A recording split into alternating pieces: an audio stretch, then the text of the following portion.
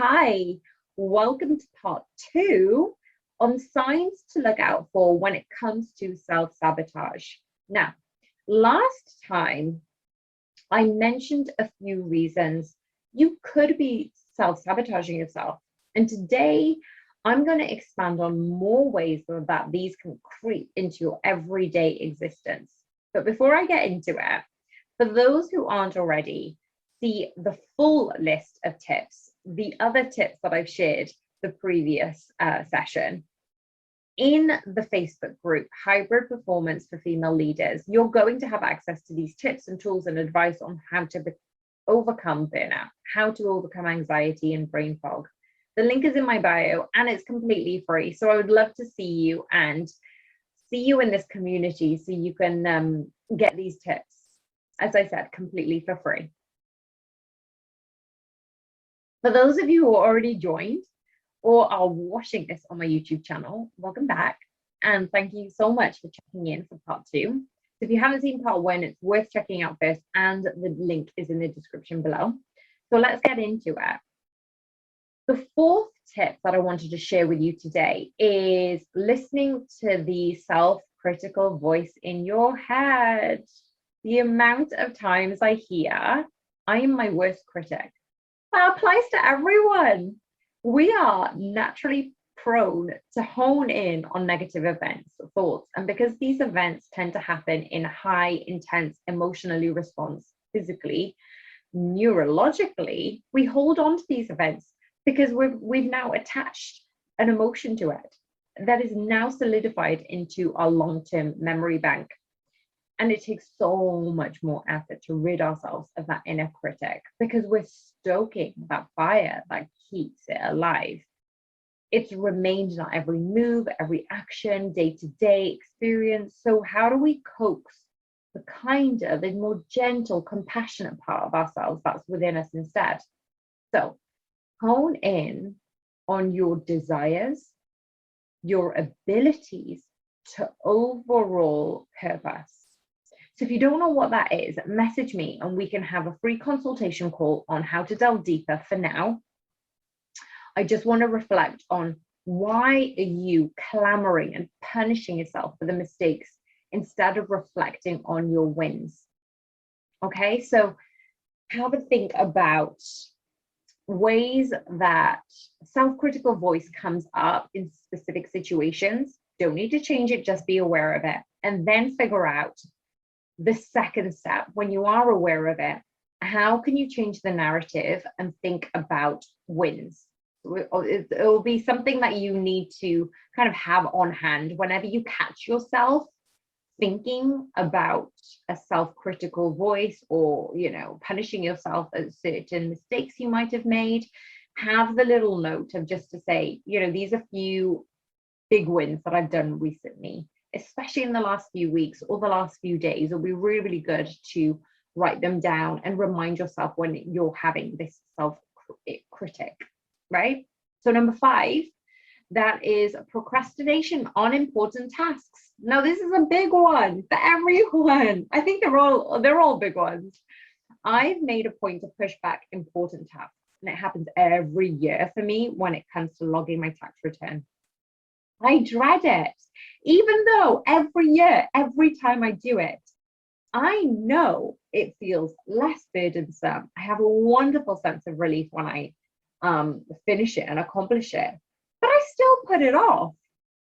So procrastination interferes with long-standing goals, and they include self-medicating with drugs or alcohol or even comfort eating.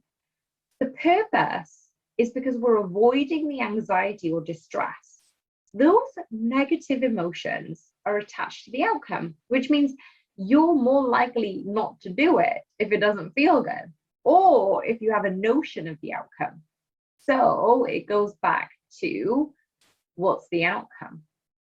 For me, tax, now I've got way more encounters that actually I do feel good after it. I do feel a sense of relief, and it isn't as bad as I thought it was going to be or worked out to be. The amount of times I've procrastinated, now I'm trying to retrain my brain to expect that outcome instead of the one I imagined. So With procrastination, it is about inner reflection again. Why are you putting it off? What is the outcome you expect from that? It usually is based in fear. How can you overcome that fear? And usually procrastination ends with action. So what's the fear you have for the action you're going to take? And if it is something minor, it's still procrastination. So how can you start to eliminate that by doing purposeful action? The last one that I wanted to mention today is having imposter syndrome. Now, this is about feeling inadequate or fraudulent. We hold dysfunctional, distorted beliefs about our own abilities and skills. We have done the work, we've got the job, we're doing the tasks to the best of our ability, yet we're sat here thinking, they'll catch me out at any moment. They're going to figure out that I'm a fraud who has no idea what I'm doing. I'm sure those of you who are mums with their firstborn have experienced this, along with the hormone fluctuations that you have to experience. In fact, nothing prepares you for the ups and downs of your job or being a mum. So you end up thinking that you don't deserve happiness, and that results in self-sabotaging your own success. Ellie Goulding said, we are essentially programmed to strive for goals because achieving them makes us feel good. That dopamine rush is an incentive to repeat those behaviors. So the trick, especially when it comes to self-sabotage, is in our biochemistry. Doesn't necessarily discriminate the kind of feel-good sensation we experience when we're going towards our goal and the good feeling we get when we avoid something that seems threatening. Our drive to achieve goals and our innate instinct is to avoid threats aren't actually separate. In fact, there's a constant interplay between our goals and avoiding threats. But when the pair become balanced, that's when our drive avoids the threats.